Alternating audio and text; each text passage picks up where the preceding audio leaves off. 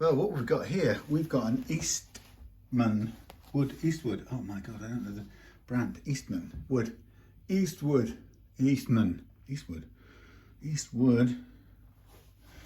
And oh hell, Eastman. It's a baritone tenor, a 4-stringed guitar. Has 2 pickups. Sounds like a humbucker there, and a single coil there.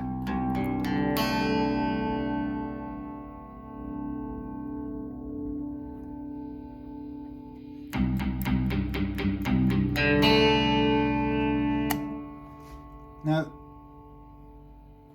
I would say that's not. Let's have a look. Let's look at the setting on here. The gain's pretty low, so it's a sort of 57 deluxe amp model. Can I exit this and find another one? Lots too much. Bassman, here we go. 59 bassman. So let's look at the settings. So we've got gain right down. Let's put the master up, the volume up. Let's hear what we've got.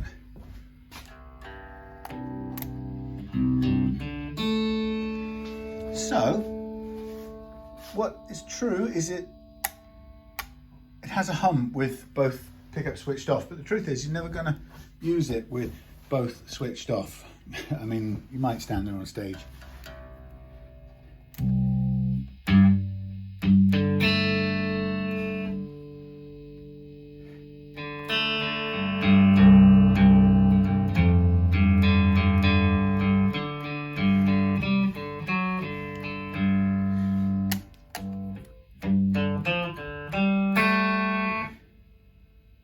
So the humbucker is nearly, I mean, it's got a little bit of noise, a bit of hum went off.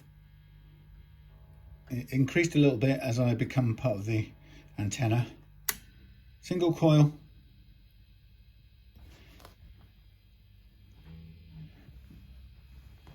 Changes as all single coils do, depending on where you're facing it.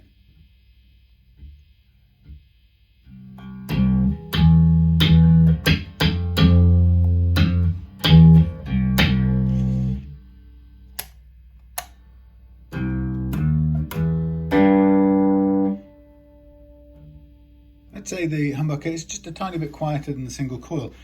Nothing untoward there. It's sort of what you'd expect, really. You're not going to get it silent in any situation.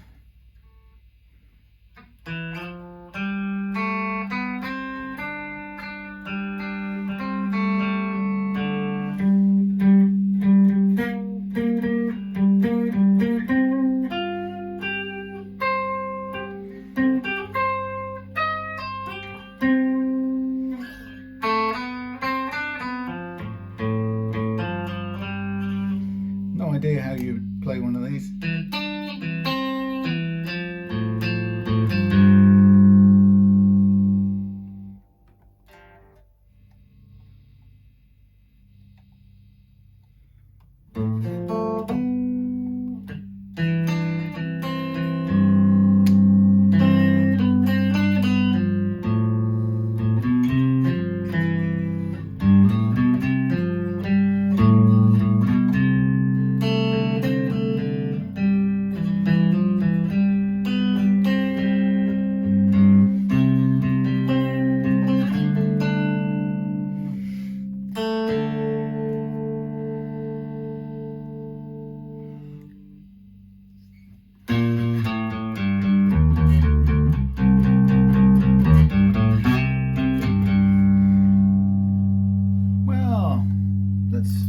Goes.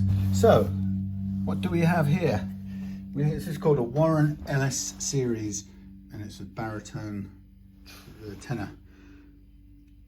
And it's got, I've forgotten what the gauge is, I've got it written down somewhere, but about a 62 string there, and a few different gauges, and what Ron wants for this is for me to basically tune it to, set it up, but tune it to the bottom 4 guitar strings. And so I had a bit of a think about that, and what I realised is that really you're going to need to change the gauge of the strings a little bit to make that work, because if you're thinking about a natural concert E tuning on a 26-inch scale neck,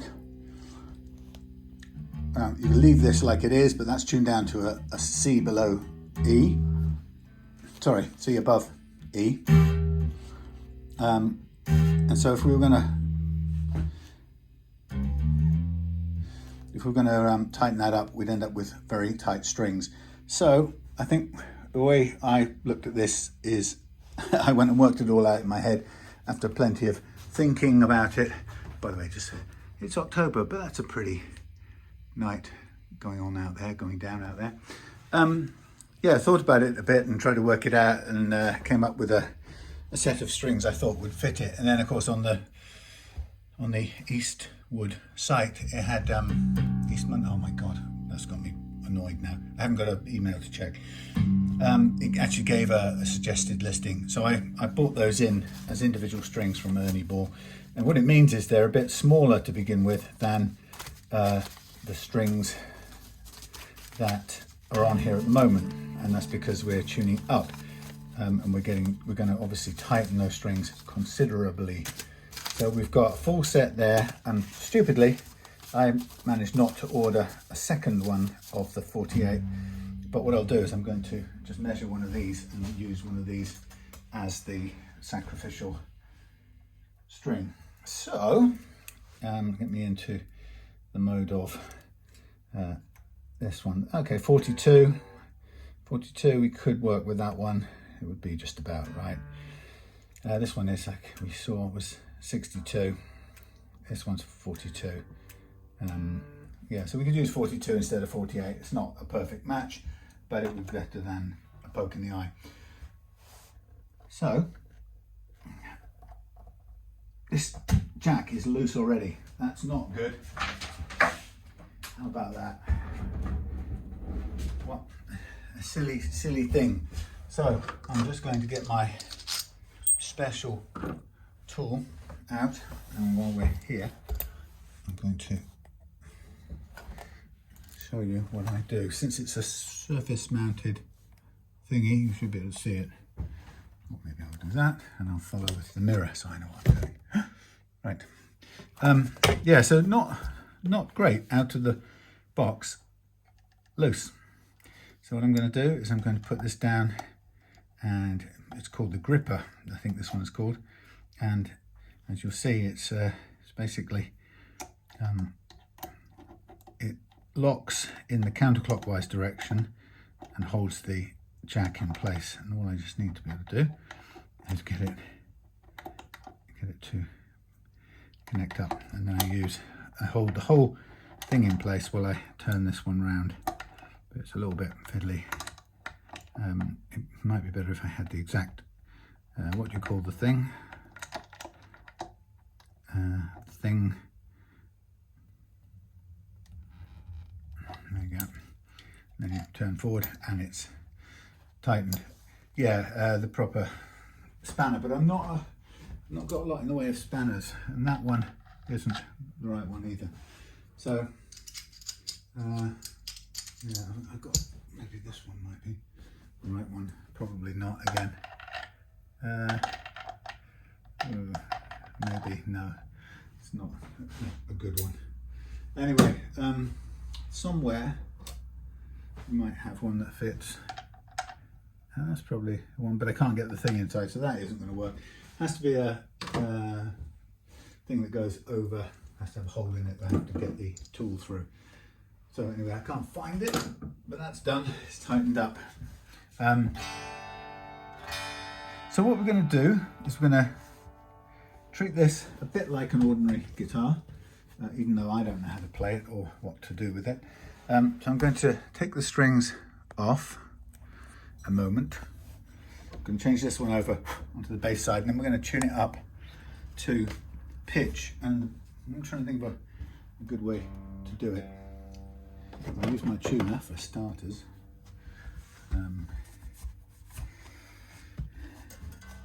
So let's take off these strings. Looking at it overall, it's in good shape. It's got a decent quality nut fitted. It's a bone nut, but it's, you know, it's a custom nut for this type of guitar. So we shall leave it in place. The only thing about changing obviously the string gauges for this kind of change of tuning is as the string set gets a little narrower, you obviously will have a bit more room in the slot. So we'll see how that works out. What I'll also do as we change the loading on the neck, we'll also get the truss rod cover off. Now I am going to level the frets on this very lightly just to make sure everything's the way it should be. Just because Ron wants this to play as light as possible and suit his hand. So he's got a couple of, or another tenor, which he enjoys playing, and he wants this one to feel very easy to play as well. So we will prepare to have a low as possible action, given that it's also not flapping big wound or big heavy wound strings. So we're working with a 48 followed by a 38 and then a 32 wound and then a 24 wound. So in this case all strings are wound in this new set as recommended by Eastwood man. Just as out of interest, these fitted strings have got some horrible grime or something stuck to the underside of them. So okay, losing a few points here on the loose socket and a bit on the quality of the strings, I'm afraid, which is okay. In a sense we're replacing them. So it's a narrow little neck. I think, you know, it's interesting. Some of you watching this might say, hang on a minute, why would you, what am I looking for, 48, so this one I'm going to move across. You might say the whole point of a baritone tenor is to have, well, it's to have only 4 strings, but surely it's to have a nice low note that you can take advantage of. So in a way we're going back to I guess an ordinary guitar type of string at this point, just a little bit heavier perhaps than we would normally do. So this fits in the slot pretty well, won't be a problem, it's not going to move anywhere.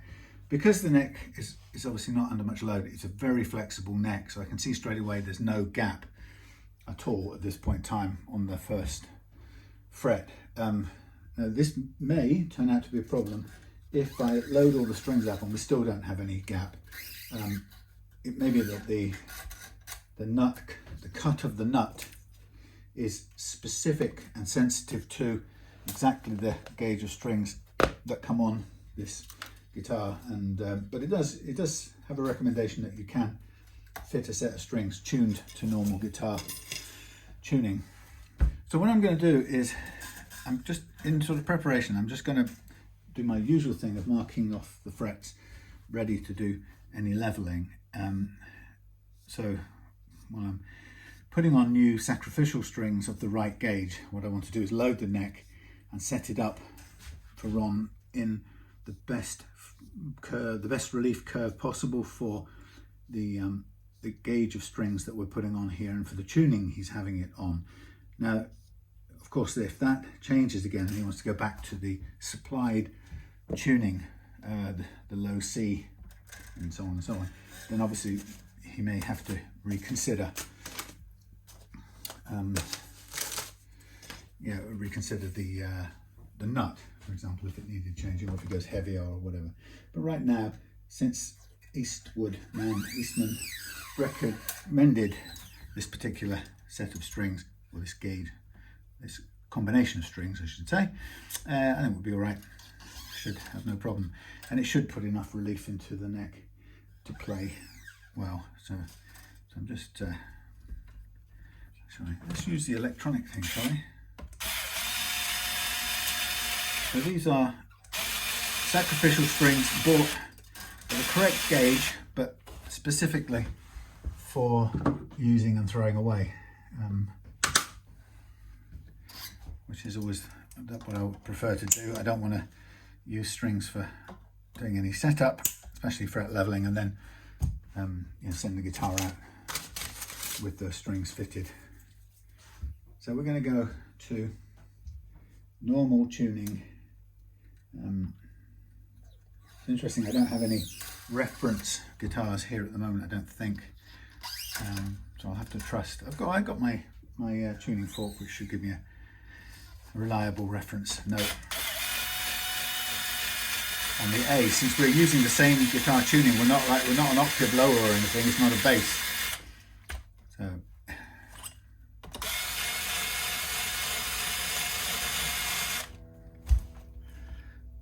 So hopefully this should be fairly straightforward. Now, every time I say that, things go wrong. I had a call from a local lady, Croatian lady, the day before yesterday, and they came over yesterday, her and her son, and he's sort of learning the guitar or beginning to get into the guitar, and he's got a very basic Stratocaster, and he'd broken some strings and it was buzzing a bit. It came to me with 3 strings, and the first thing I noticed, unfortunately, was that I couldn't get the I'll just hold on to those for a minute. Couldn't get the ball of the low E string out of the block because the zinc alloy had compressed and collapsed inside the block, and basically it was stuck permanently. And amazingly, I had just taken, I haven't got it with me here, but I'd just taken the hang on, let's have a look at this. What have we got on the second string? 38.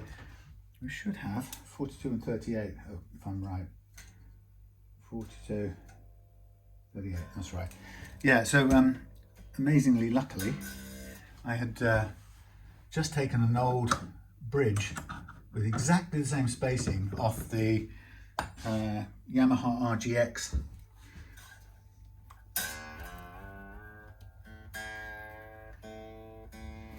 That I was putting a gold foil cover on, well, cover, I wouldn't say cover, putting it under the clear scratch plate, and so I'd taken off the bridge.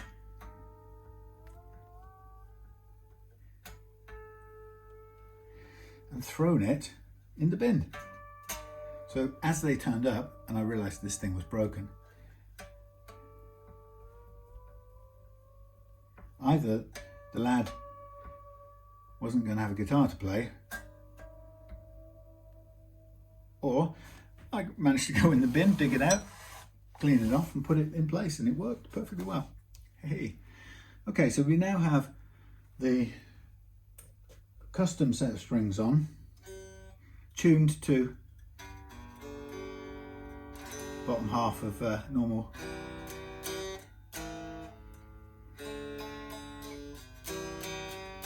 Oh, how weird.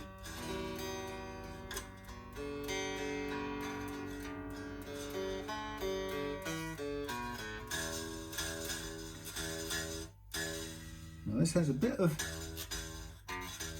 rattle, and the reason it has a bit of rattle is because there isn't enough pull on the neck to bend it clear of the first fret, and that's a relief issue.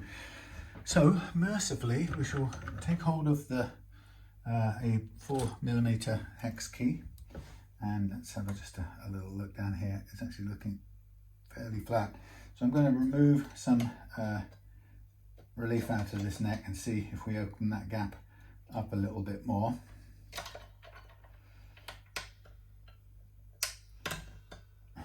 Don't get a very good reach in here because it's pretty narrow.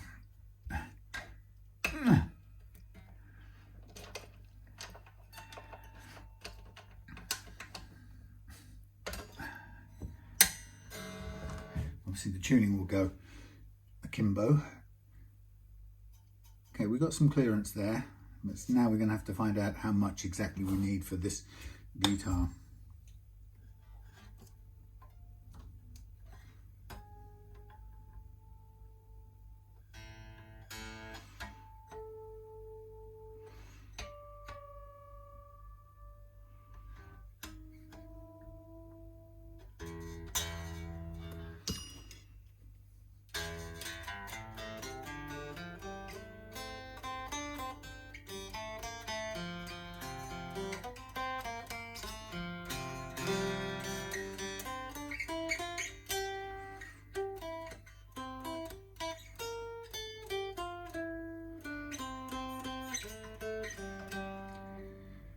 Okay, so we don't have as much clearance as we had before on that string, although there's more on the other ones.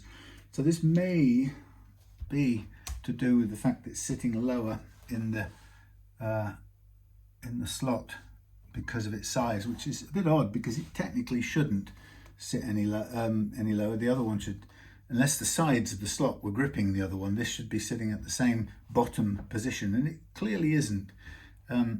This one is sitting, let's have a comparison. So here we've got on the, what we are called the D, is a 31. So we had this one, and that one. So that's 31. So that's got a bit bigger in this one.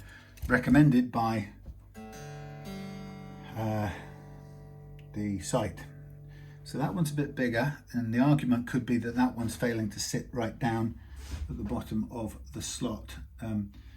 But the G on this one, the wound G, is also sitting high. So there's something a bit odd about this.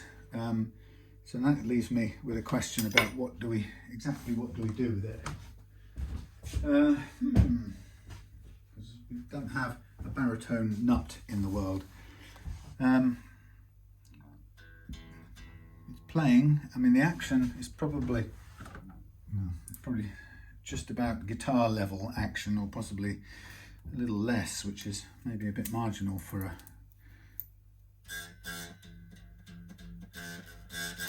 no, it's less, it's under 0.25. So that's a weird thing. That shouldn't really be like that.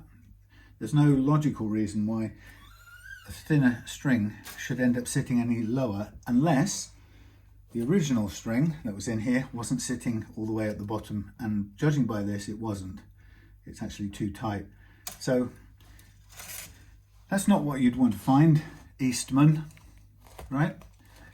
You've got a string that's in there and it's been held off the bottom of the slot. I'm going to draw it to show you what I mean, because it's not very good. Maybe, you know, if you just got on and played it, you wouldn't notice it. But let's say here's our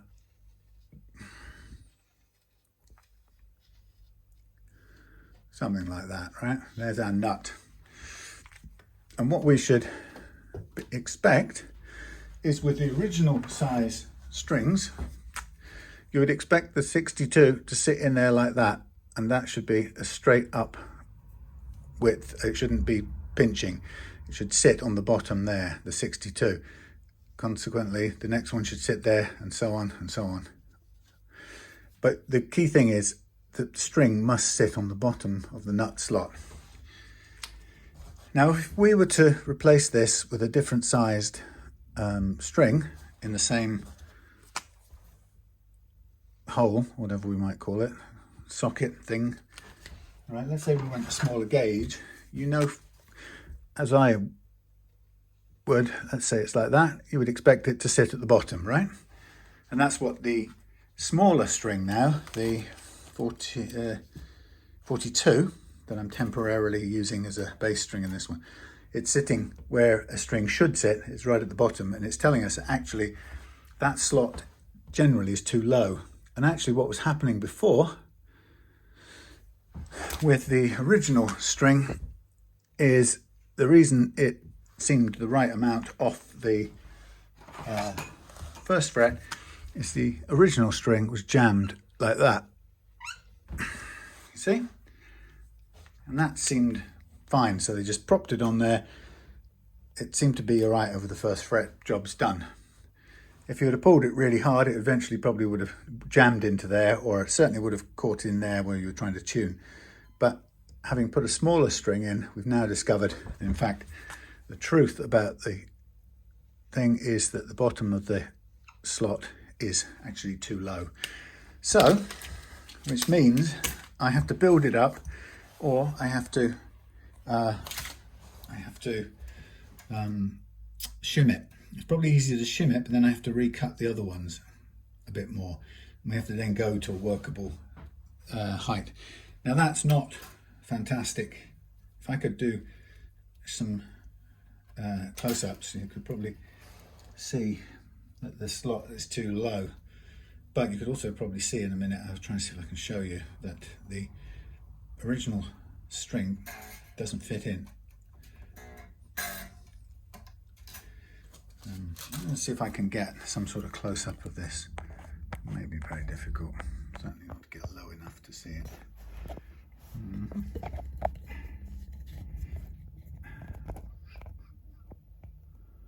Okay, that's probably still not going to be close enough. But see how that's sticking up? There's no good. There's no point me cutting, right, dragging it to cut it. But that's where it sits. I'm not going to be able to hold it still enough to show you the greatest possible close-up. Let's see if I can. Hold on a second. Bear with me. Sorry about that terrible view. Bear with me. Right, that's just... Oh, it's gone yellow again. Stop being yellow. Let's see if I can get anywhere close up.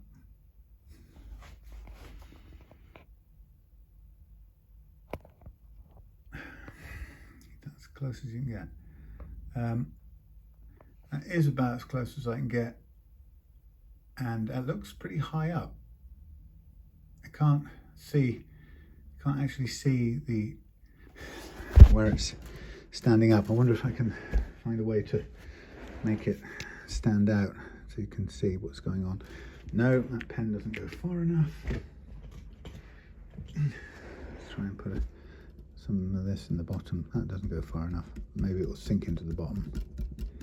Right, there's a bit of pencil grit. Sorry, terrible camera work. I'm just so sorry. Right, so I put some graphite in there, hoping that we can see anything underneath the string. Of course, it's now not behaving at all. Sit there as well as you can. Thank you.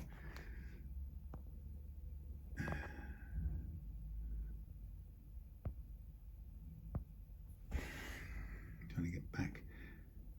Right, I'll try again. Restart. Can you see the bottom of the slot there? Can you see it? It's underneath quite far. You can see it because the black graphite is built up on it, and that's quite a long way underneath the bottom of the string. So that's where it sits. So the nut they've used isn't even right for this gauge of strings for this thing, and I don't know whether perhaps they've used some sort of narrow necked bass or some other, maybe a, I don't know, quattro, you know, who knows, one of them little things, little guitar things you play. What are they called? You know, anyway, ukulele or something, but that clearly doesn't fit. And if I hold that nice and still and I take a still frame later, you can see that's not sitting at the bottom of the slot, which is why we've got the problem we've got. So what I don't have, of course, is I don't have files that will accommodate this the size gauge of, how will I? What have we got? We got 46. We might just get away with it for what we've chosen, but it will be better than that anyway. yes, we will use 46 and wiggle it a bit, so we should be all right. Close. So I guess what I'm going to have to do is I'm going to, first of all, persuade this little fellow to come off. A little bit sticking in there, bit of glue. There you go. You always get that, no way around that. So we've now got to work with a little bit of just making sure that's flat. But since we're in the territory now of doing our own nut unexpectedly from scratch, we're going to basically get to clean that up. So I'm just now going to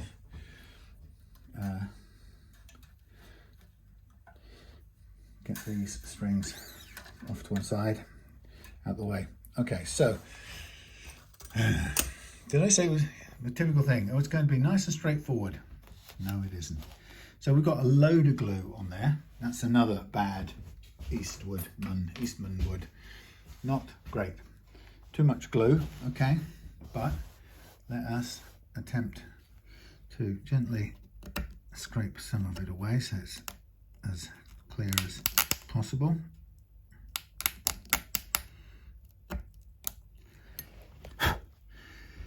Okay, well look, here's the thing. If I'm going to make a nut from scratch for this guitar, why don't we do the right thing and make one out of tusk?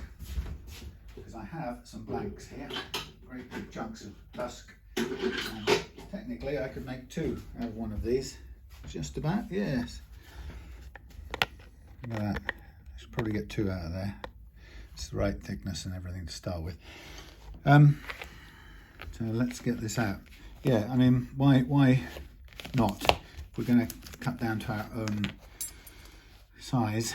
Now we know that that slot is too deep already, so I'm going to have to take that into account when I make this one up. Now I'm going to get a blade. Let's zoom out a minute so you can probably see a bit of what I'm doing here. There I am. So I'm just going to start off by marking up the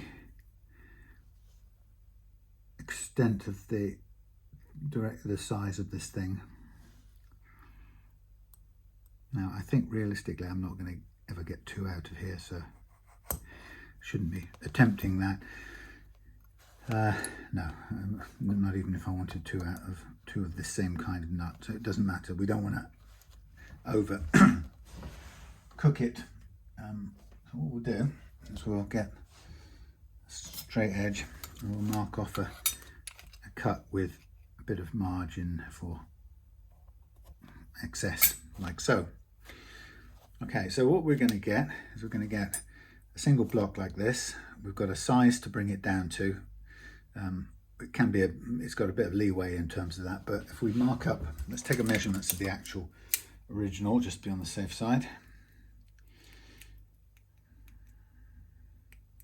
Let's go to millimeters, please. Okay, so we've got the width is 34.2, let's call it. I'm going to draw it on the board for a minute. And I'm also going to draw a measurement of the, what's the word I'm looking for? Measurement of the thickness where the strings sit in the 2E slots. But let's just get the basic measurement. So we've got 34.2. Now we've got the width for the shelf of 5.9 to 6. So it's about start at 6 as a target width for the shelf. And then the overall height of this thing is about, let's call it 745 to lowest 685. Let's call it 745 down this end, 745 high to cover both ends. And then what we're looking for is on this one, which we know is too low, we're at 570 in the slot, but we don't want 570 because it's too low, so we're going to give it at least, let's call it 6 to be on the safe side. We can aim for that, and then we can fine tune it afterwards. And on this side it looked okay, so we're going in the slot, we're going for 575 in the high E slot. So that's my thing. Now of course I've got to, when I get to do this, I've got to mark up the spacing as well, which I won't do. So first thing I'm going to do is I'm going to go out of sight and just cut this on the bandsaw. Just get a straight cut. Bear with me.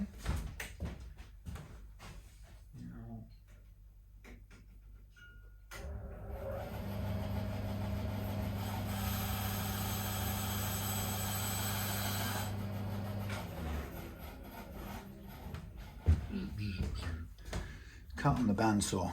Okay, so the first thing we're going to probably want to do is, what is the first thing we're going to want to do? I could probably start by drawing on the previous one with a bit of I put a bit of excess material on. It's always better to start with more rather than less. So I'm going to give it a rough, oops, okay, I'm going to give it a rough sketch. And it's sort of lower at the treble end, higher at the bass end. So I'm going to write bass, treble, just for now. So I sort of know that I can just take down that much as a start point and then go for the width. So this is going to involve using the flat sanding block. So let's put it in there where you can see it. What will I do? I will hand tailor this a little bit, or I could do it on the noisy thing over there. Let's do it on the thing over there, make a bit of noise first. Bear with me. Connecting up this, making a noise with this, and this.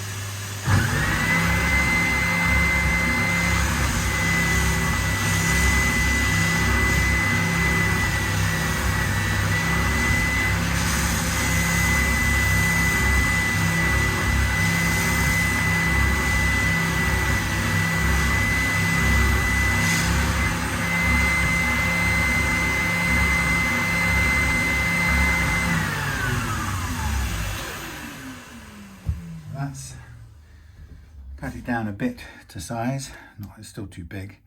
Now I'm going to concentrate next on the thickness, which we know is 6, but we actually have here, let's get it to 0. Here we have 630, so it's not a mile off, but enough to need to manually take it down. So let's move this one out of the way for a minute. Just for safety's sake, let's hang up this one. There we are. Okay, so 629 down to 6. Well, let's double check the width on this one just to be sure. Yeah, 590. So let's take this one down. So we're on the bass and treble side, bass side, treble side, bass side, treble side. So the aim of this bit now will be to get a pretty flat reduction of this block, keeping it sort of perpendicular. So we're down at, according to this, kidding me? Can't have done that. 580 something, 585, that's exact. Didn't expect that to be so quick. Let me just smooth it off here on the gentler grip. Okay, so I'm just going to, out of view, I'm just going to put that on there. That sits on the shelf nicely, very good. Okay, so now we have a surface here, which I'm going to, what am I going to do? That's treble side, that's the bass side, right? Okay, I'm going to go and I'm going to remark this. The problem with this is you can't line up the right face to the right face because they're opposite ends. So you can only do it back facing front. So that's too deep, but we can not worry about that. Let's get a good line on here that we can work from. So just a little bit erring on the, give it a bit more than rather than less, but it's moved again while I was holding it. That's okay. Okay. So there's my size that I want. Now without any slots cut in it, then I can cut them down, and I don't obviously have to go down as far as that one to make it work. So I'm going to put this back on the grindy thing a minute. Forgive me.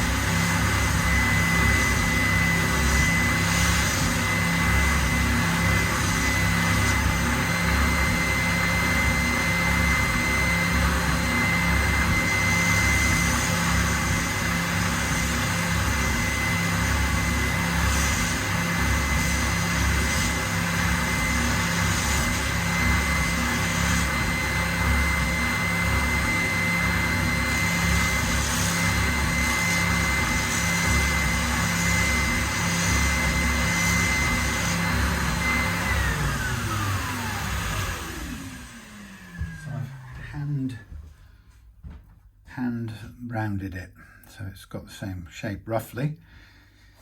So it's still obviously too tall, but we're much happier to have it too tall, and it's too long. That's fine as well. So I'm gonna draw on it. First of all, I'm going to square off the end, one end, using this little sanding belt over here.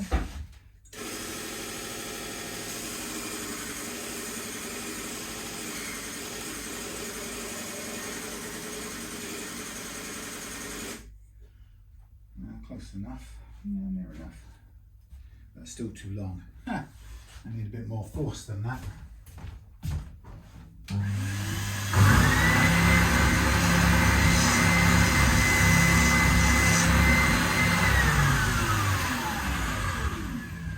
Round this off again, it should be fine. Square this off, I should say.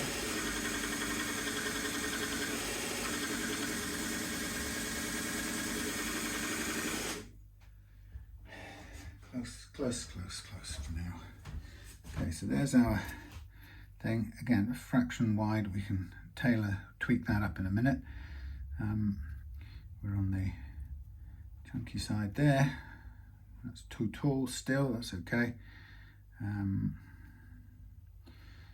Let's have a think. What have we got here? Let's take the height from here. In between those two, we got 736. In between those two there, we got 736, which comes to there. Okay. So that gives me another good line to take down. Now I'm going to now work from the bottom. So I'm just going to transfer my notes onto the other side. I'm going to work from the bottom now. I'm going to take off, I'll do a bit on the machine over there. I'm going to take off about 1.5 millimeters now. So I'm going to be mark it up so I can see it clearly, again with permanent marker. And then I'm just going to mark this across here, approximate it so I can just see it, and I'm going to do it again on the wheel. The bottom sander.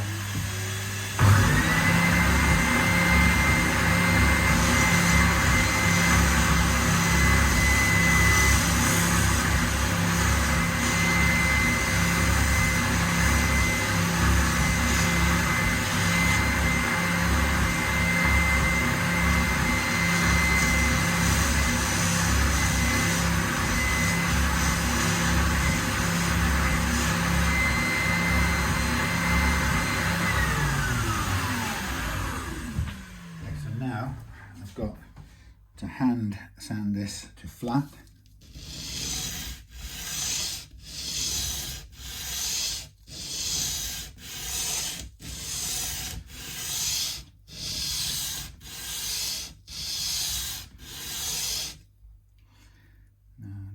not far off.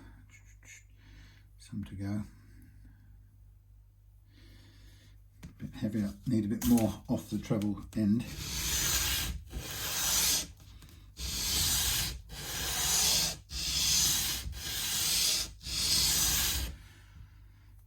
Okay. So just again, judging by here, we're at highest straight after there is 735. Highest straight after there is a bit over still, so we've got plenty of room. You can just do a bit more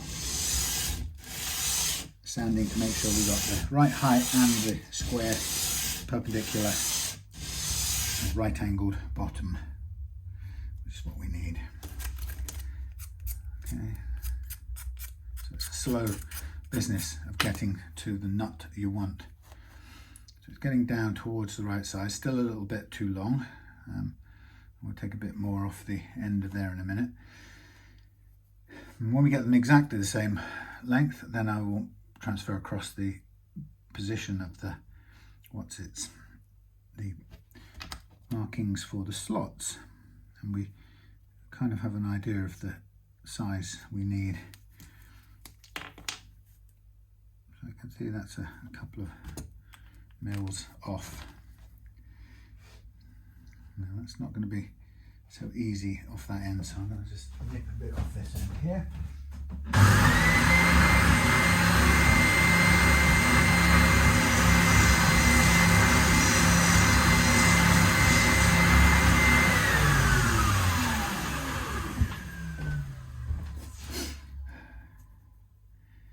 Oh yeah, tiny bit more on this one, and we should be there.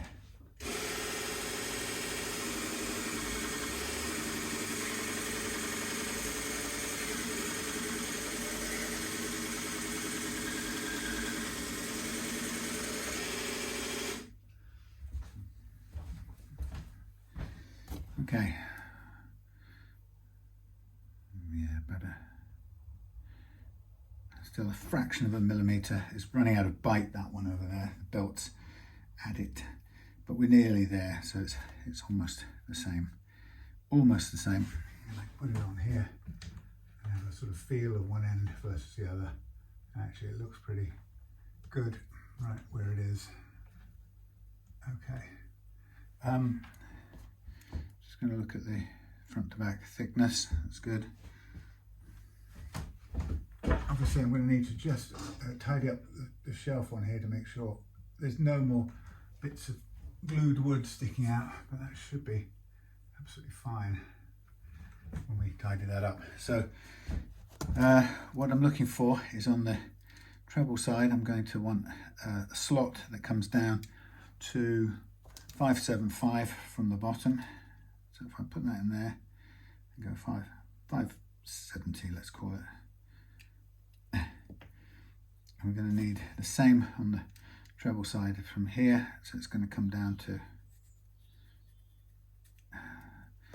yeah, not too difficult at all with the slot cutting files.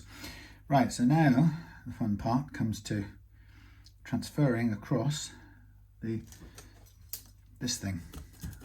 What I mean by this thing is the slots, and that's not as easy to do as it might sound. So the first thing I'm going to do is get me if I can remember where I put them, a new blade, for which I have, thankfully, a lot. And then I'm going to use my new blade to get me a sharp pencil tip.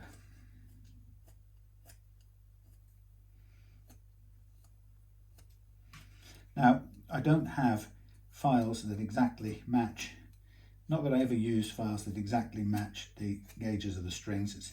It's unnecessary. As long as they're close, you can get a good slot. But I don't have too many that come very close to the gauges that we'll be using. So we're going to have to sort of compromise with some in-betweenies, which should be fine.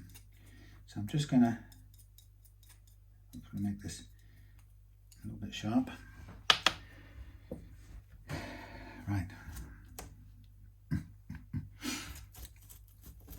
So they're going to sit together like so, and I can always, if I want to, I can always put them together like that and hold them. So with each of them, I'm going to draw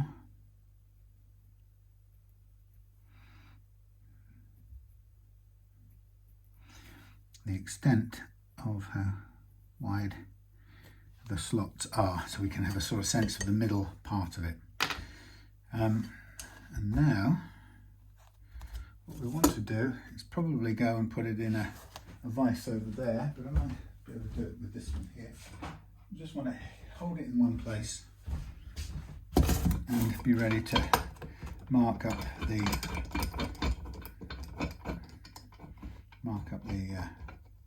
slots in position. Not exactly the ideal. So we have a 90 degrees. Actually, we're probably best off doing this first. Let's get 90 degrees as good as we can.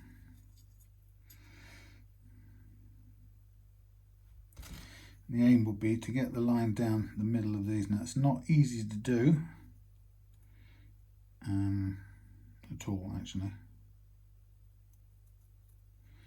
I'm just experimenting.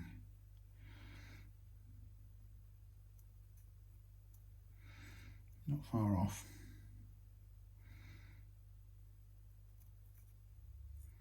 I think that's fairly good, actually.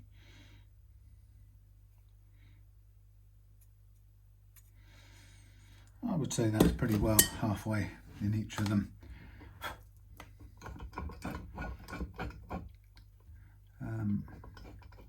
So got it gripped quite nicely, so we can get various different saws to do this, but let's begin with this little, what do they call it, razor saw. So the first thing I want to do here is I want to cut this line in the middle.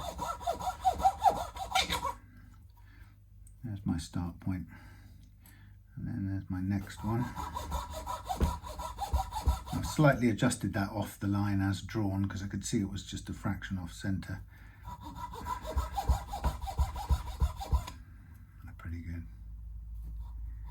Whoops, come on.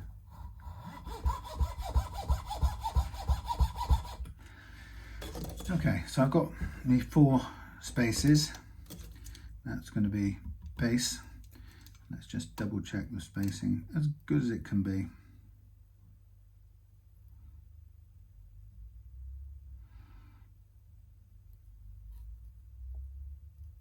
That's pretty spot on, if I may say so myself. Now, what we're going to do is we're going to make up a set of slots, and we'll have to do it with the strings on the guitar at some point to get the action correct. But I'm going to now start by just enlarging these slots a little bit. So none of them are actually going to be this thin. This is a 10 gauge file, but I'm just consolidating the first marks I've made, just so that they're now proper start marks and I can work on them. And you can see on this side they're sort of poking through, but they're obviously 2 something or other. Anyway, so what I'm looking for is I'm going to go 48 is my first one. Now I can again still put this back in here. It gets a bit mucky while we're doing this, but we can wash it and clean it before we fit it and so on. So I've got a 46 here, so that's going to be nearest to my bass side, and I'm going to basically cut this with a bit of a roll in it, and that's going to be my start point for the 48, but it's 46, but it's pretty close. Now I can still see there's a line where the that file cuts, so I'm just going to continue to wear this down a bit further so we get rid of the razor saw mark. So there we have a nice slot at 46 with a bit of wiggle. That should be wide enough. The next one we're going to want is the 38, and I have a 36 here, which will probably be pretty close. So I'm now going to use that. I'm going to do a similar kind of cut in here. Now this is only going to be close to where we want. I'm not really replicating the radius of the thing properly. I'm just getting a sort of suitable size slot into the thing, and then we'll take it further down once we've got the strings on. Next one is going to be a 32, which we don't really have anything other than the same one again. So I'm going to use the 36 again, so we'll be a little bit oversized on this one. Still a little bit more to go down.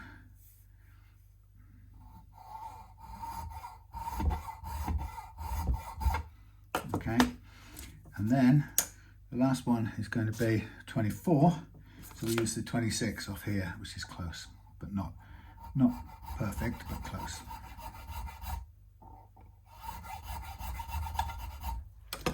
All right, so there's my 4 start marks, which is great. Again, we've got a bit of muck still in there, but we can sand that off to clean it off. Right, so let's get rid of that first of all, which we shan't need anymore. We'll keep these out because we will need those. Let's get, let's have a look. Let's just check one thing. So we had, we knew we needed six down on that one, 667. So we're still high, which is absolutely fine by me. I'm just going to square this off now if I can, a little bit. So I'm confident we've got a nice 90-degree between the front edge and the bottom.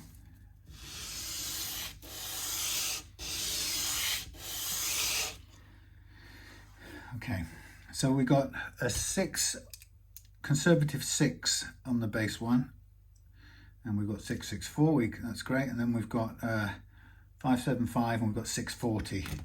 So what did we say? 6 and 664, 575 and 640. So there's about half a mil still to go, some of which we can do by the slots, some of which we can do by a little bit more sanding, like so. Just so we don't have to dig down too far on the nut slots. Okay, again, I'm really just making sure that's nice and square to the front edge. We want 6 and 575. We've got in the slot, we've got 630 and 603. So we're about 25 off. Again, I can do a little bit more on this low grip. Now, what I'm going to do is I'm going to stop now because we do have a little bit of something else to do, which is going to change things a little bit. And what we've got to do is a little bit of careful sanding of the shelf here, just to make sure it's nothing sticking up. Now, of course, if we do sanding on here, what's going to happen is it's going to lower things just a tiny bit on here. Now, we don't really need to do a ton of it because it's not so uneven that it requires the whole thing completely redoing, but just enough to get rid of any bits of glue sticking up, because there was quite a bit of glue on there. So then we can be fairly confident that's flat, and we put that on there like so, and we're almost spot on. Now what I'll do now, since we've got the basic starter nut, what we can do is, while we've got our sacrificial strings on, we might as well look at where things sit over the first fret now, and we'll get it up to pitch and see what it looks like and plays like, and then see how much. You'll be able to tell now from using whatever them things are called, feeler gauge. We can tell how much space, we can see how much space we've got, and it's actually pretty good action already. It's not bad straight off the bat. So if I'm pretty much there, what I'll do is just check it out now. We can do the fret leveling almost as is, and then we can finesse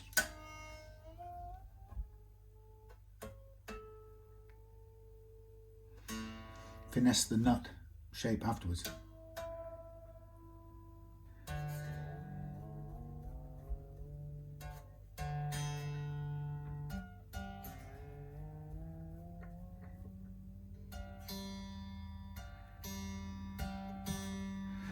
So I have to say, not fantastic as far as the standard nut goes. Eastwood, Manwood. Now, while we're at it, let's just check what the action is down here. We've got a fair bit of relief.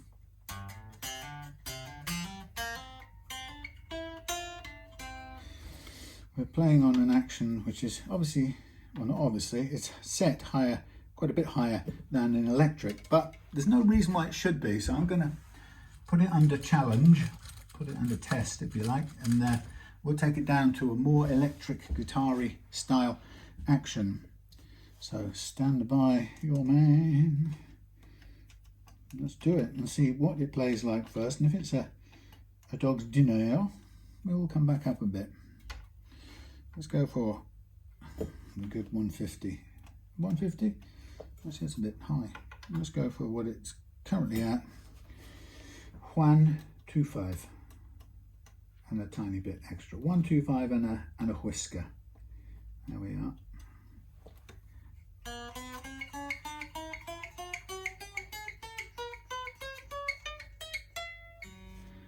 Groovy. Now we'll do similar here. You could probably do the other type of screwdriver, hex driver, but let's just go down to just over 1.5. That's pretty good. Now let's go to just over 1.5 here.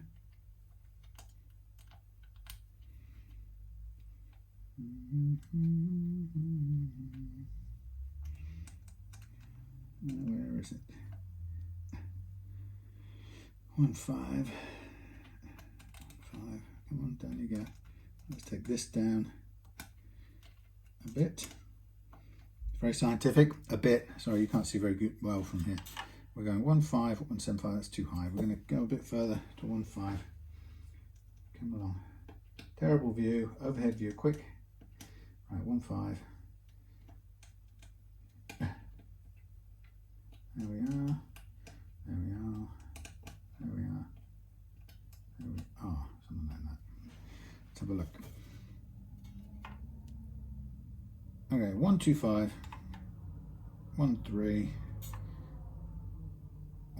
14, just over 1.5. So we'll come down a tiny bit there. So this is electric guitar territory action, and this is why it's been set up as an electric guitar.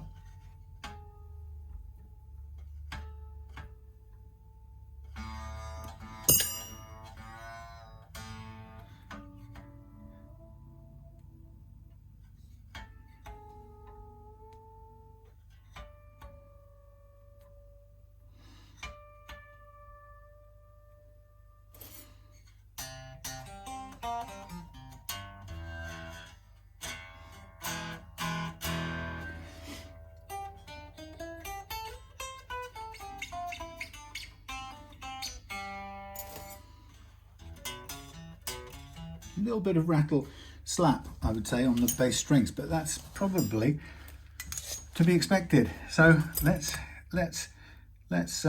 tweak.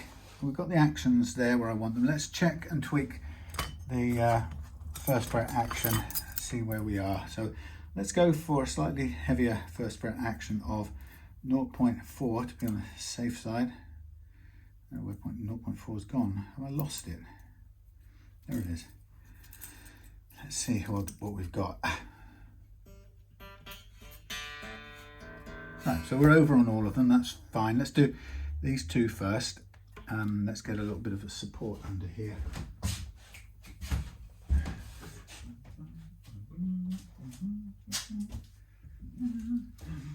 Let's tear that in half.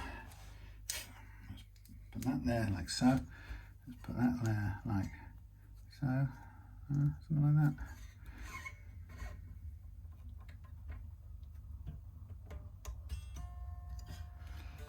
going to do this one first.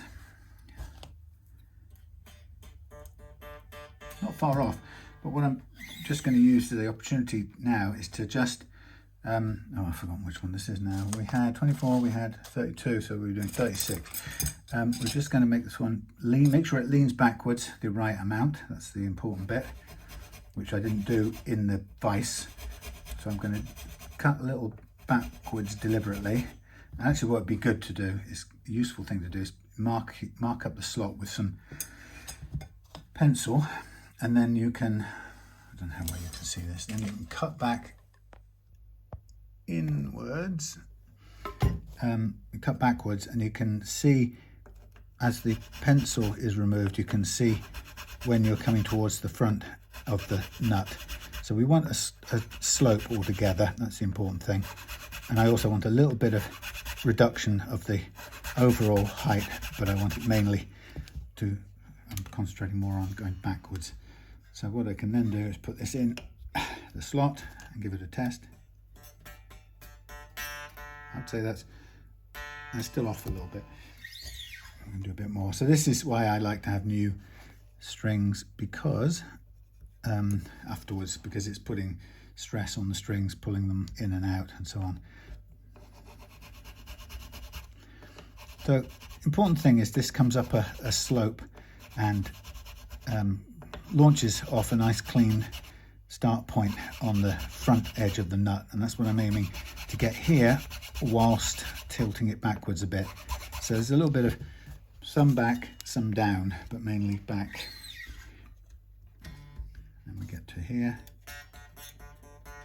It's pretty close. I mean, well, it's not. I'm lying to myself. It's still way off. So just a matter of time and patience now, just to get these slots right. Now, what happens is if I end up with more height of material after I've done this that I don't like, I'm then going to shape that down and remove the excess material that we don't need, because there is no value to having material above the line on this. We only want the material to go halfway up the string, if that. So you can see it takes a little while and some care. And then I'll do, obviously for these two, I'll move the strings that way, one string that way. Right on the money. So now I'm going to lift this one back up and in.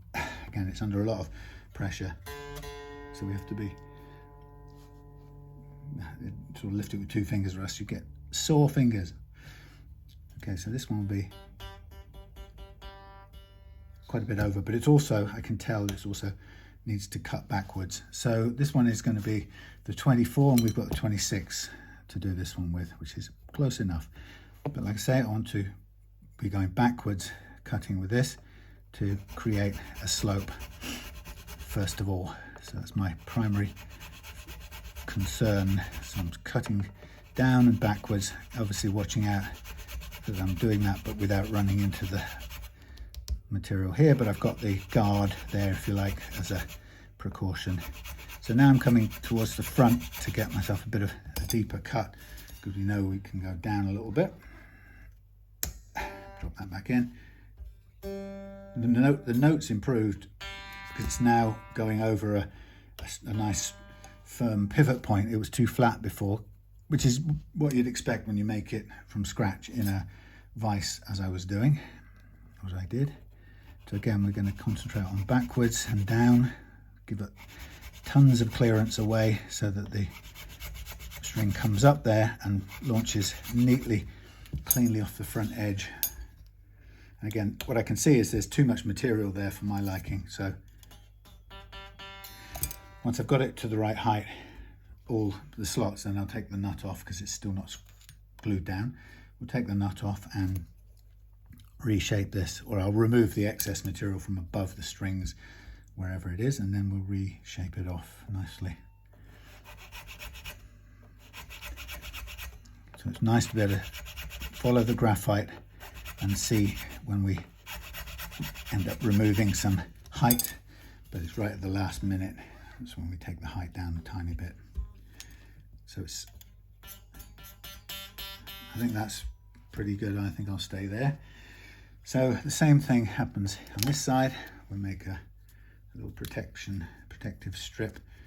I don't know, it depends on, put it on one way or the other. As long as it just stays in place, that's fine. So we take off the low, let's say E in this case now, take off the E string, rest it on there. And now we're, again, concentrating on this one. It's pretty low. We're not far off, but again, we're going to concentrate on the lean backwards on this, so I'm drawing into there again, and we go for this one, which was a 38, so we go with a 36 with a bit of a wiggle, but again we're concentrating on backwards, cutting first.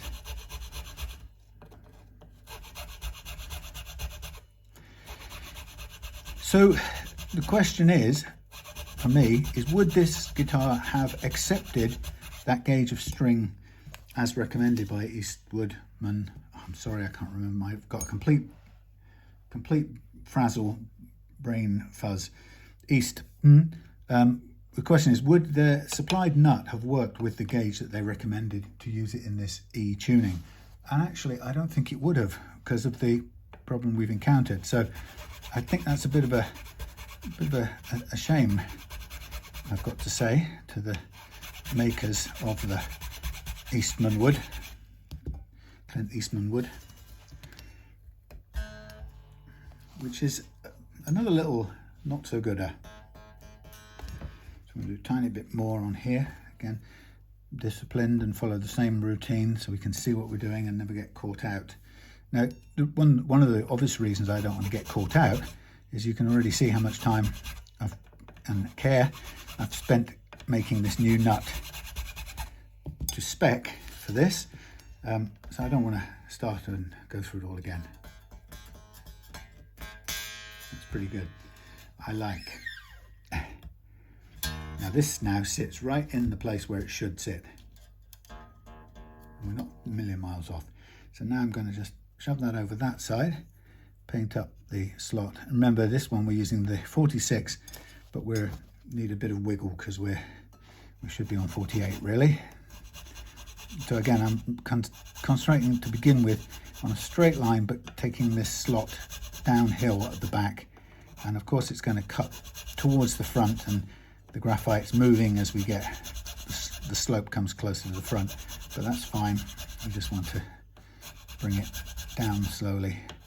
A bit of a lean either side to give it that a bit of extra width. Still not cutting up the front yet, so I now start to take the front down a little bit. Nice. Again, still some more to go. So it is very satisfying making a custom nut, but it is challenging because it's very easy to get it wrong along the way.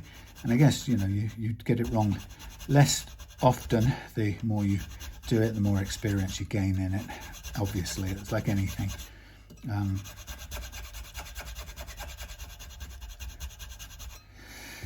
But it can be disheartening if you're on a time clock and then you find you've just slightly overcut it and you have to start again, type of deal. I'm going to push that a bit further over, which is a bit extreme, but I want clarence to get into this slot a bit more. Yeah, so it can be, when you're new to it, it can feel really unforgiving, because it is, you go 1/10 of a millimeter over, since you're aiming for such pretty perfect settings, 1/10 of a millimeter over, and you're starting again, which can be, like I say, an absolute demoralizer. Also, when you get down to the big slot like this, what you're seeing is that it takes a long time to take it down, and you can get tempted. It's quite easy to get tempted to over push and try and hurry it up, and then suddenly you're past the mark. It's very easy. You've just got to get the feel for it, and even when you get the feel for it, you can still go horribly wrong. So I am now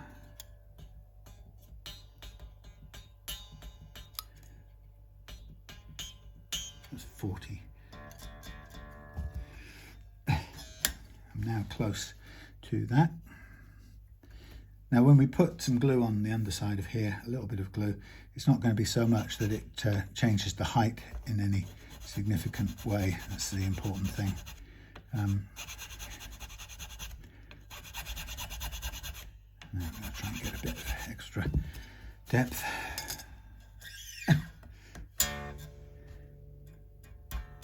I think I'm happy where that is. Okay, so now I've got, remove that.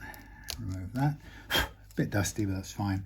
So now you can probably see there's a fair bit of material above these strings, but that's what's nice about having these strings is after I've done the leveling part, then what I can do is when these strings have done that bit of job, then I can then cut down over the top of these, and so I remove everything above the string, and then we can use the last little bit to round it off and make it a finer looking thing. Finally ending up by putting a bit of glue on there and sticking it down. So now we come to the legendary and famous banana method, available at a store near you. Yes, the amazing and wonderful banana fret leveling method. Now you might say to yourself, but look, that's an awfully long overscaled neck. How is he going to do it with that? Oh, he's used his base banana as for a customer, but you don't have to worry because we'll do it like so. This will still do a perfectly good job. Base banana will actually be too long anyway. So what I'm going to do is I'm going to calibrate the banana so the curve on the banana matches the curve on the neck. I've over curved it now. Come back a tiny fraction, and it's beautifully sensitive, and it will pick up the point still a tiny bit over, and as soon as I get it to the point I want, I will then know it's matching the curve. But in fact what it's doing really is it's doing better than matching the curve. It's making a more perfect version of the curve. I still need my bits of, did I just throw? No, they're here. It makes a more perfect version of the curve of the neck curve, because the neck curve in fact is slightly wobbly because it's under the neck. This little thin neck is under quite a lot of compression, so it sticks up in different places. So what I'm going to do is I'm going to do my leveling of what I call, this is the G track. Normally I would call it the E track on a guitar, but I can tell you straight away what I can see is there's a bit of a there's a bit of a valley in the center of the neck, around about the center of the neck. So quick look over here, we've got a low spot right on the end, 4 frets. We've got 2 low frets here, actually a patch of 4 low frets.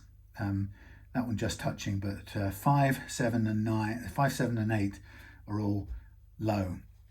So what we have to do, if we want to bottom those out, we basically just have to use our calibrated tool in its current calibration, and then we just work it a little more until we see what happens. And actually what we're seeing now, what I'm seeing now, is the difference is so slight that we're now picking up those low frets, and now they're in the mix, if you like. They're brought into everything's touching, so that, and including at the end. So that little bit of leveling has sorted that out. Now we didn't particularly have a problem on that side, but we have now effectively got very nicely leveled frets, which means it's going to make more of a difference on this end, where we were suffering a little bit of what I call fret slap, and now this will sort of solve that. Now I'm going to double up in the slot there to make it easy to do, and I'm going to use the same calibration because I can't do a second one on the same spot. And then again, I'm sort of expecting to see 5, 8 and 9 being high again as we come across. Sometimes it changes a little bit, but it often follows a pattern. So a little bit of leveling. This is very light leveling, I have to tell you. That's hardly anything being removed, and now they're not too bad. Again, we've got actually a low spot here, interesting low spot, like a ding or two. It's like a definite low spot there and there. Now, I don't know for the money whether this guitar's been through a Plek machine or something, but there are two low spots still showing up as low, which is unusual because it's cutting this side of them and this side of them, but there's a little gap in there where it's not, which is just a little bit unusual. And I'm wondering if it had been Plek, that could be an artifact of a Plek machine. For this sort of money from the shop, I wouldn't be totally gobsmacked to find that it's gone through a Plek machine for that sort of money. It's not cheap and it's not the world's most expensive guitar, but you know, they are quality brand and quality instruments. Okay, so that's those two tracks done and everything's cut a little bit, which tells me we've got a good levelness. Now I'm going to recalibrate, but of course the thing you've got to remember is that the leveling currently, the leveling is now perfect for the neck under this loading, and this loading, by this loading I mean for these gauge of strings on this scale length of machine. That's still pretty spot on actually. Yeah, so if you were to return it back to something that has less overall force, you'll get a slight change in the bunching of the neck. And that's because this is, I've learned in the time I've been doing this, that the real thing that happens here is the bunching of the neck. There aren't really that many inherently high or low frets on anybody's fingerboard. There are very, very microscopically some, and some don't get knocked home properly, so they perhaps the tangs have got caught on a piece of detritus in a fret slot and it's not sitting down properly. But by and large, what we're leveling out is the unevenness in brought on by the loading of the strings against this wooden neck, pulling it longitudinally or compressing it longitudinally. So this is cutting up pretty well everywhere. There's still a low spot down here on 5. That's probably the lowest fret on the thing, and then there's one here at 15 as well. And it's not bad, everything else is sort of going okay, but what we want is this to play without any, or as little fret slap as possible. So the only way to test that is to, there you go, 5. That's resulted 5 being in a dip. Just that little noise. Zzz, zzz. Not there. 5. Tiny bit on 15. Around 15. So I'm going to do a tiny bit more leveling around 5, or focusing on 5 and 15. But that's great. See, I could see that, and it's telling me, it's confirming what I know. So 5, I'm just going to basically work the tool with a little bit of downward pressure here, because we need to bring the frets either side of 5 down a little bit, all in together. This is why I don't agree with people when they talk about spot leveling frets, because I think you really need to do everything as a whole, otherwise I think you introduce more problems than it saves.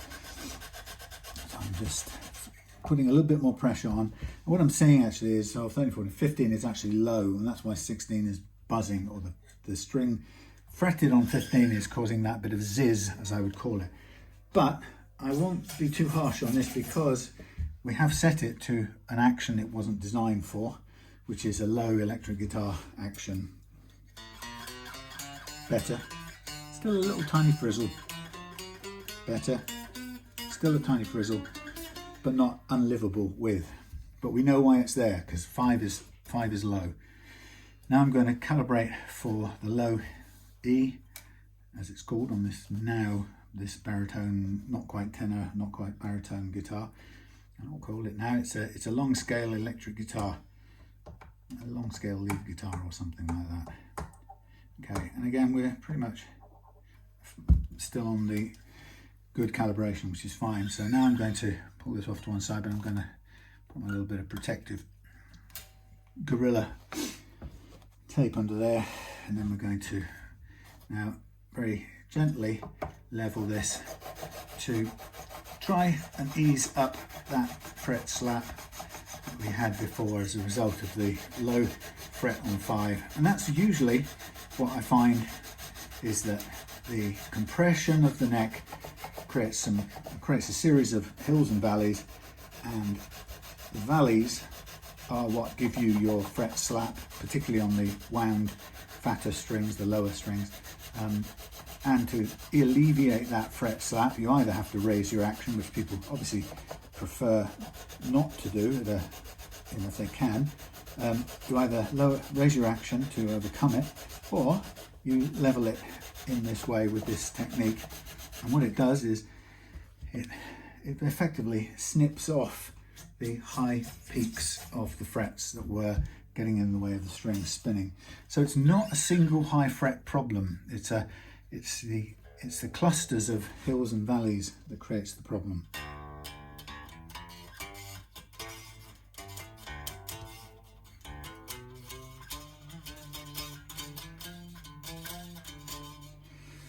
So still a tiny bit of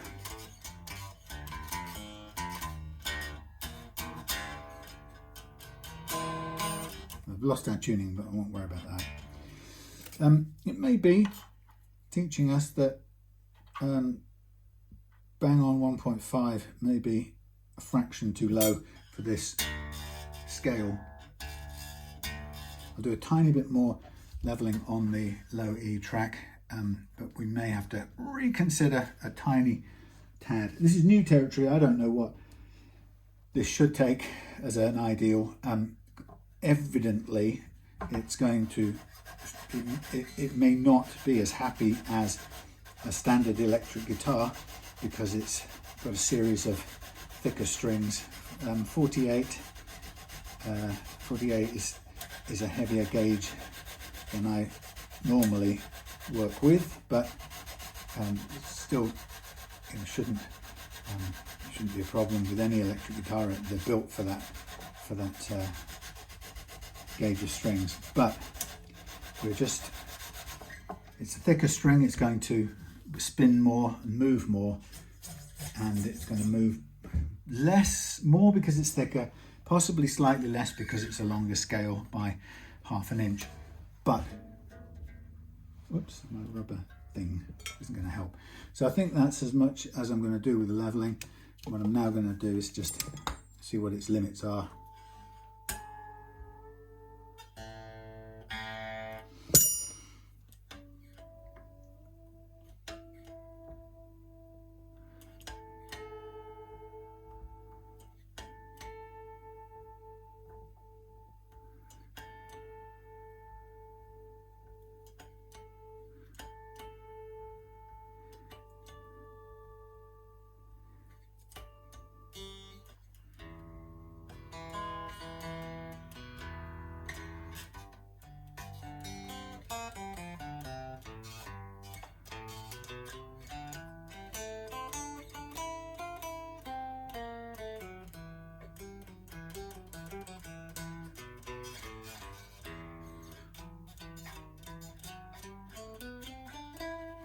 Not bad. I'm going to go a whiff upwards on its setting, and I'm going to do half a turn each way on the low E and a quarter of a turn on the A. And let's see how they work.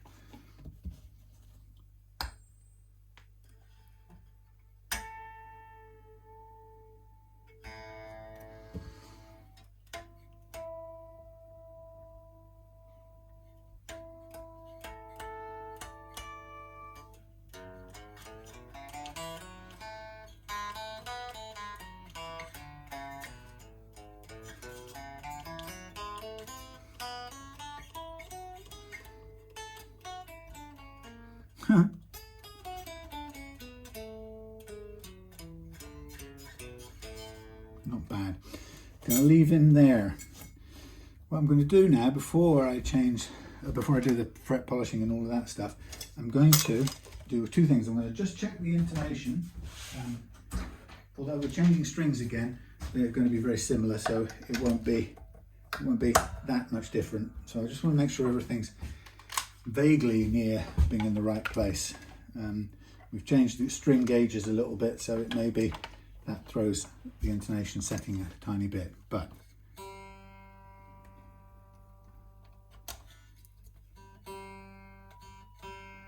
G, come on.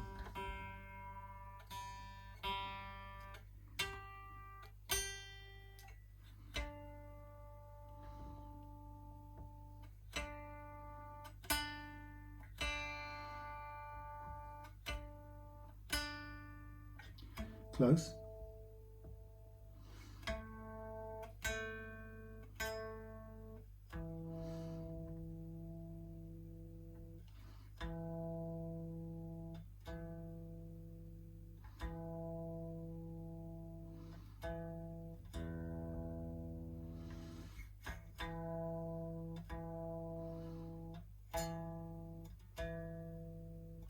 I think that's spot on actually.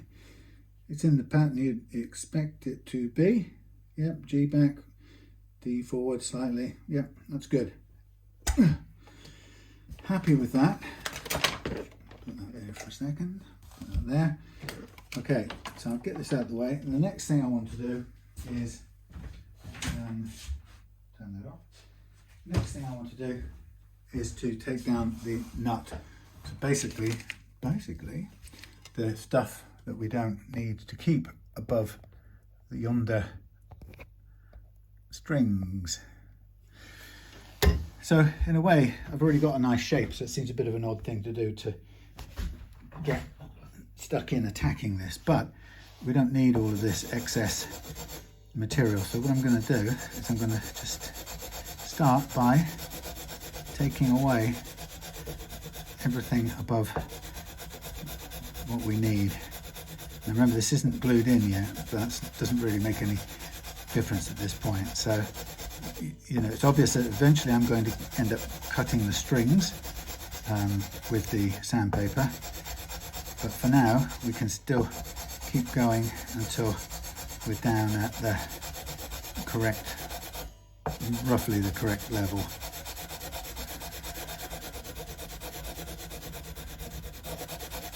So you can see it makes a nice pile of tusk dusts. And I've moved it now. You probably, yes, you can see it still. Yeah, so we're getting closer to being, but still quite a lot of excess. So I'll carry on taking this down.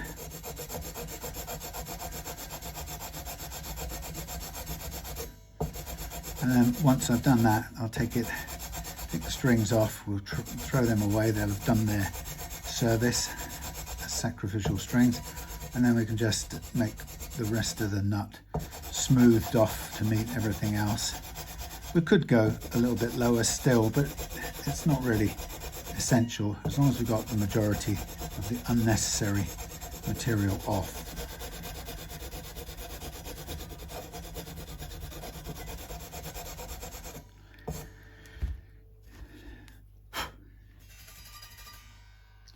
So it gives me a good idea of the sort of maximum amount of height I need, and I can take a bit more off this end here as well when I'm at it.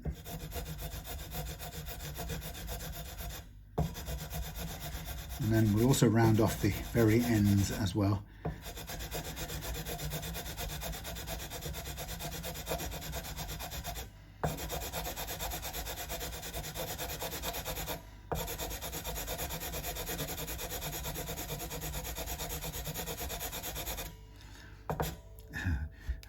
I haven't heard it cutting the strings yet, so we're very close, but we're not on the strings. But you can see that's a much lower nut, which is all we need. So now I can reduce the tension, and then we'll take the strings off, take the nut off, finesse the nut a little bit, and then get into the masking off the fingerboard, polishing out the frets. Now sometimes with a bolt-on neck like this, I might take the neck off and just do it as a neck on its own, but it's fine the way it's all together. There's no need for me to take the neck off this guitar just for the sake of when I'm doing the fret leveling. I just have to be obviously careful to mask off the body as I always do. Come on. So we're nearly there.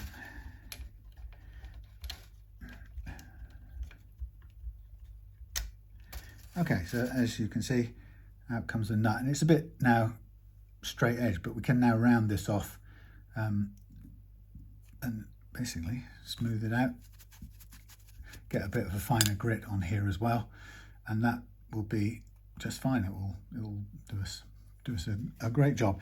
I think what I'll do is, I know this might sound silly, but I'm going to cut these strings off, and the reason why is the less I have to pull these strings, curly strings, through the back, the less it's going to scratch the body. As you pull strings, the ball head through anyway touches the body, but if you end up pulling these bits through, that's going to do nothing good for the finish. So having taken that off,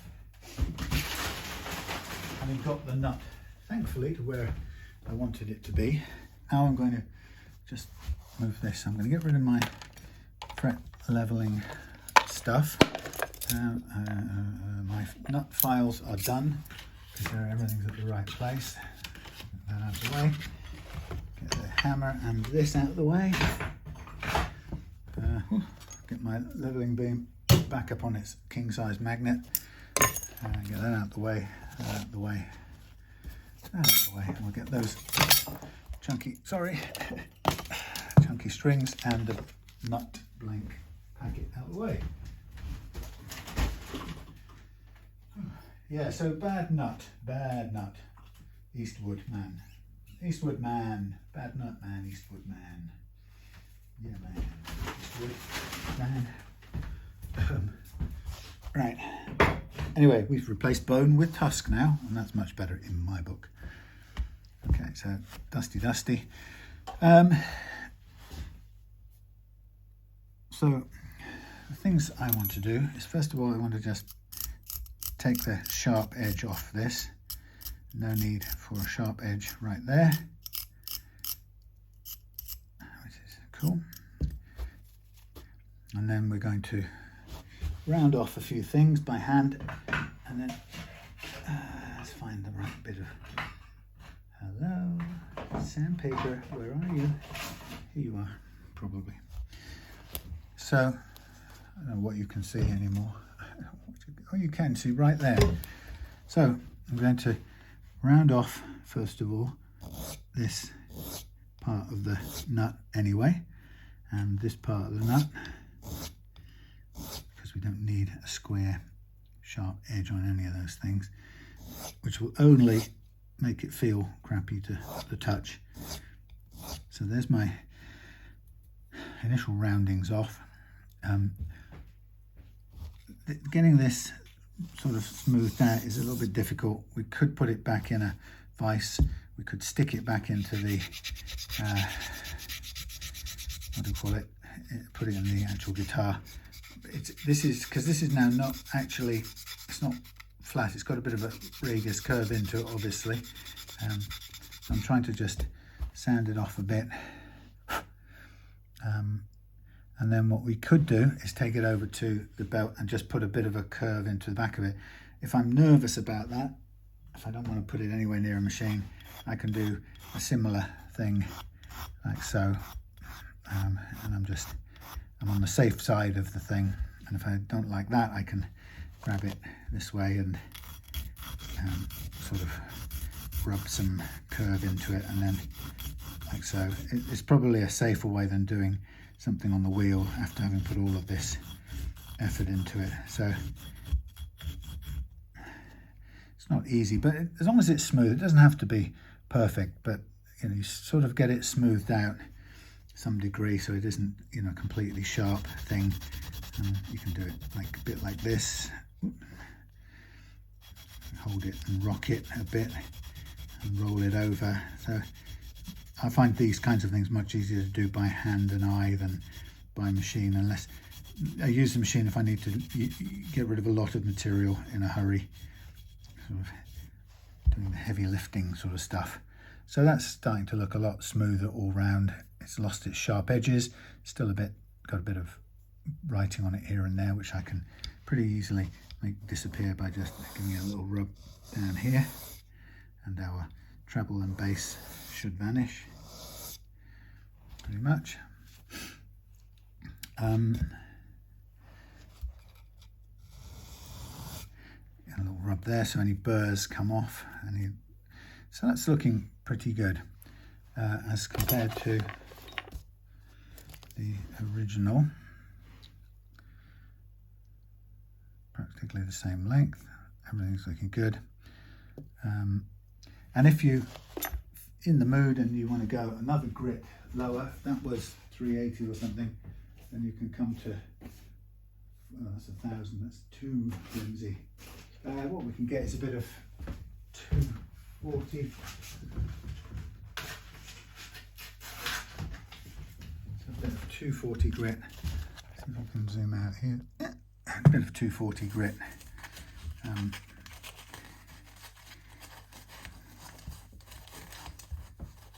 then basically we just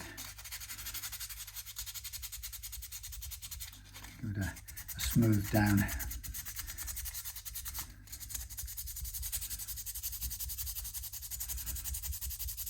Again, this is pretty organic, so there's no set shape being, no mathematical shape being rubbed into it. It's just to take away any of the big scratches from the older sandpaper.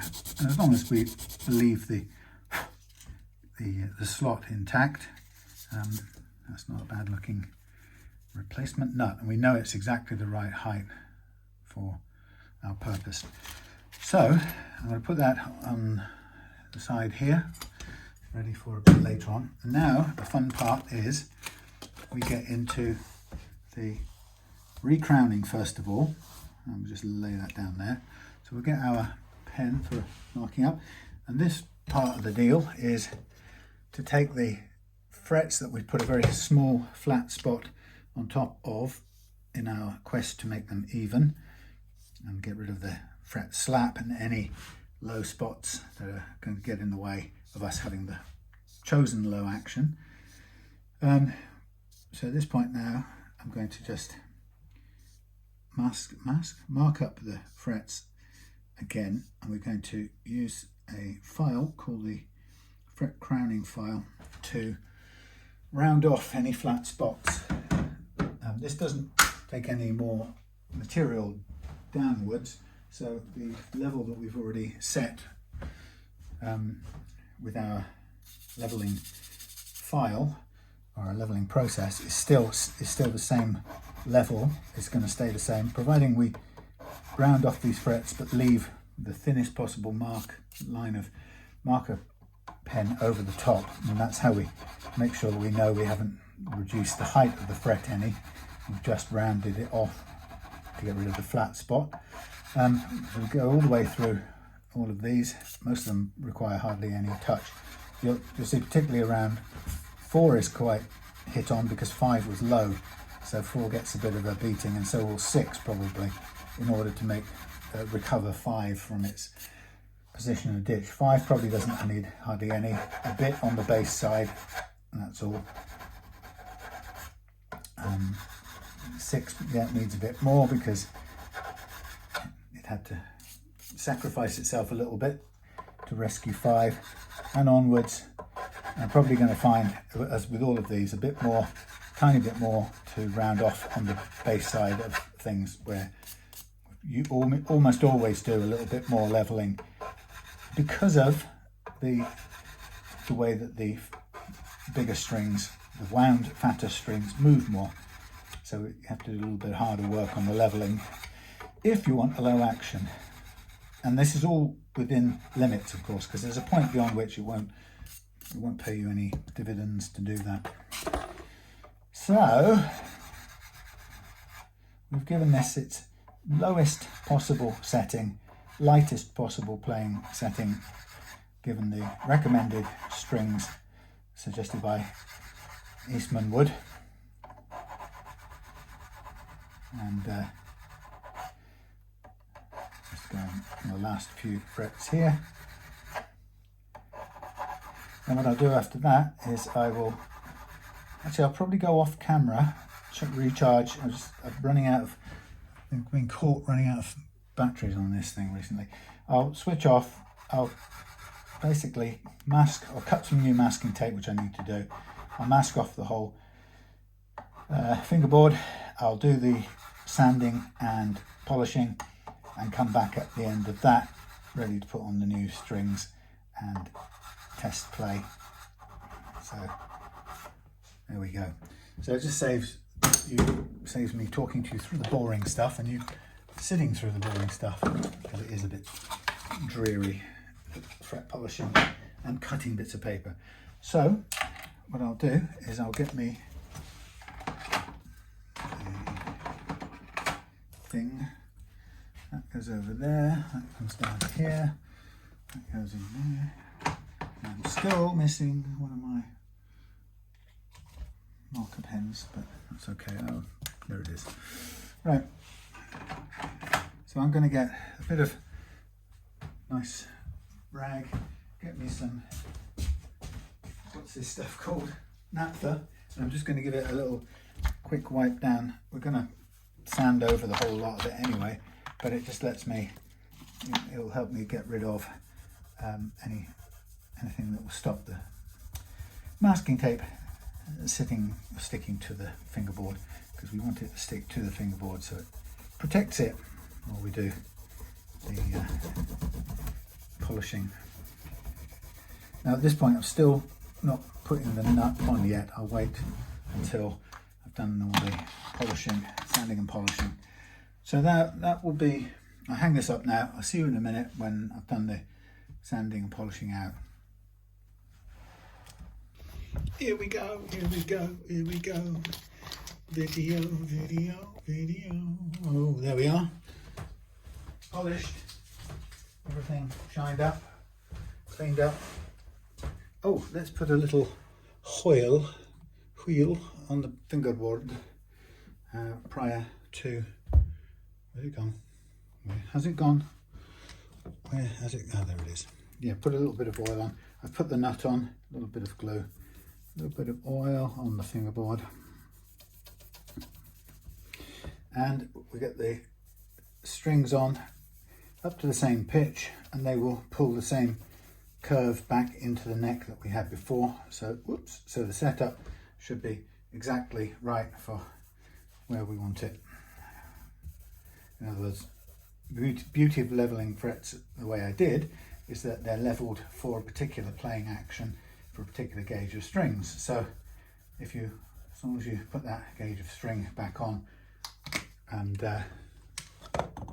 what will happen is your neck will go back to its original shape that we had it while we were leveling, and it'll be imperfectly set up as we had it before. So just turning all the tuners around so they're in line, saves me fiddling. So here's the 48 gauge, which I didn't have previously, so I faked it a little bit. So what I do for tuning is I put it all the way through, pull it taut, grab it at the first fret, pull it back a whole fret, get my tuning thing, hold on tight to the held string and guide it over the top of the loose string. And then as the loose string comes round, pull up the loose string and send the held string underneath this time round. Whoops, that's very good. Didn't see that happening. Anyway, caught it on the buttons, so that's not too bad. So there you go. Oh, it's gone under the saddle now. My God, what is wrong with this thing? Doing anything except go where I want it to go. Right. There we have it, and then we'll chop this excess bit off straight away. And there we have it. That one and that one. And so onwards. We know it's the intonation's right, we know the action's good, we know everything else is done and the nut's done. So that should be everything. Put it taut, put it in the slot, put it back 1 fret's worth, wind it on, hold it taut over the loose one, under the loose one, and pull the loose one up to help.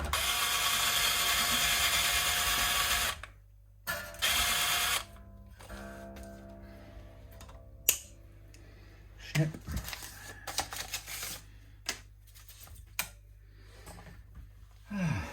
So these loose strings were from Northwest Guitars, who I use all the time.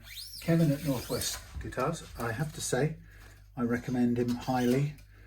They're a really good supplier of parts. I probably don't need to tell anyone because you probably already know that, but he's a go-to figure in my day-to-day business of setting up guitars and upgrading guitars. So never had any problems at all. The only time I had a problem with some tins of nitro not having any ball bearing rattle in them, and out of 3, I think 2 didn't have any rattle, 3 didn't have rattle for some reason, and 2 didn't spray at all, and the other one sprayed without rattle. So Kevin, without any hesitation, dispatched me another 3, which I could do the job with. It was brilliant service. That's the only time, so the only time any product has ever been wrong, faulty, they've sorted it out for me straight away. So total confidence in them. I've used them for years now. Very, very satisfied customer. Right. So as with all guitars at this point, the aim is to, oh, I've got to take the very corner off my nut. I will do that now. Did all the other bits and then left this sharp edge on the nut right there.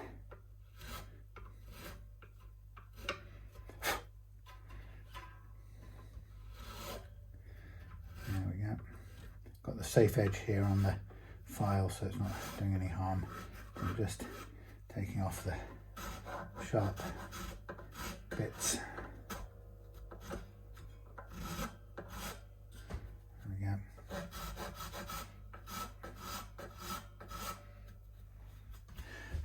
Lovely. Yep, so as with all other strings, once you've fitted them, you just want to give them a sort of pull just to make sure they're seated okay.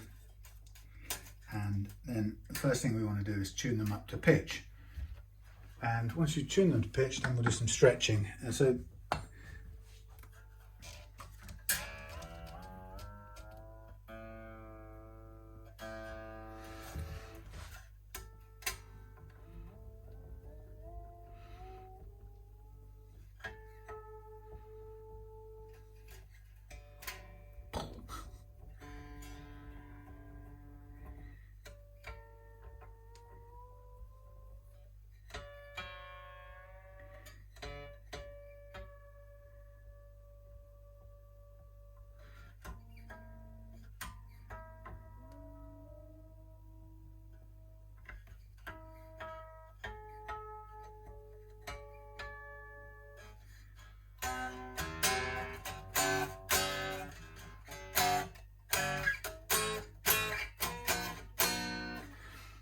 okay, so like with all guitars, next stage to ensure your guitar stays in tune is to grab the strings, my stomach's rumbling, and to push and pull between thumb and forefinger in order to stretch out the slack in the strings. There's always more slack contained in the wound strings, so a bit of time spent doing that is good. Be careful with the G because it's a wound G and it's probably under more tension than a plain one. I'm not sure exactly, but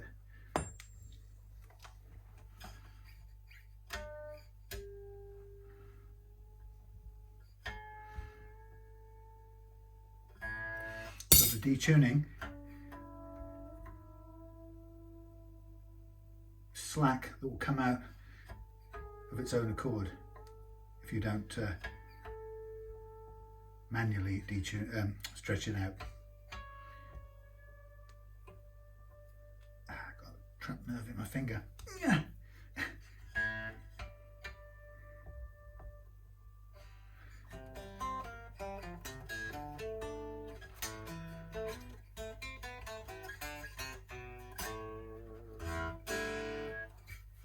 And so I recommend when you put your new strings on, you do the same again.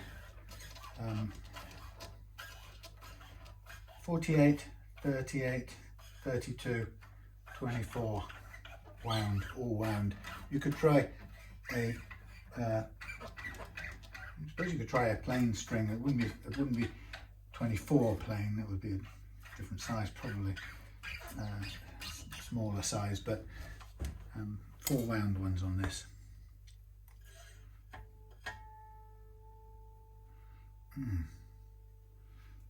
Doesn't like that movement.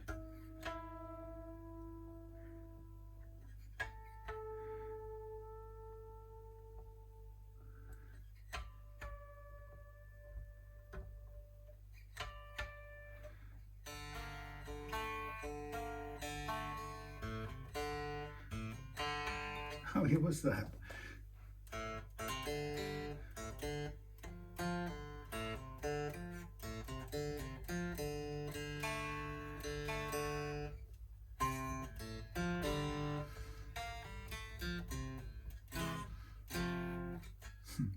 Dead or alive, what's that?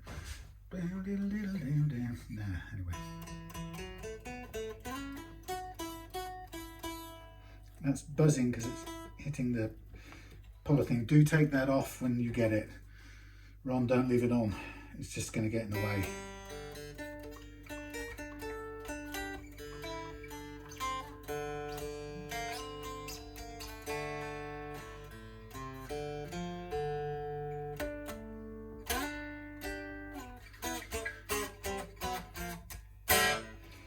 There we have him, tuned to a guitar tuning.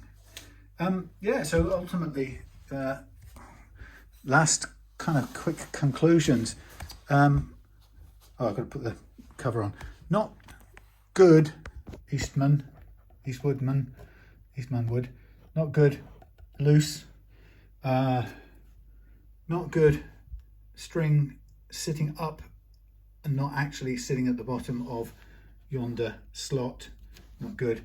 Yeah, that's those two main things really, and some fret unevenness, which is, I'm not going to berate Eastwoodman because most guitars have some degree of that unevenness in the neck, unless I have been finding you follow the secret of roasted maple, which appears to be not have any, does not appear to bunch under longitudinal compression the way ordinary wooden necks do.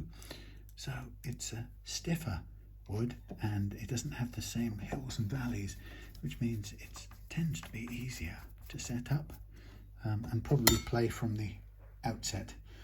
So there we have it. Nice low action over the first fret. New tusk nut. Needs a tiny little softening there.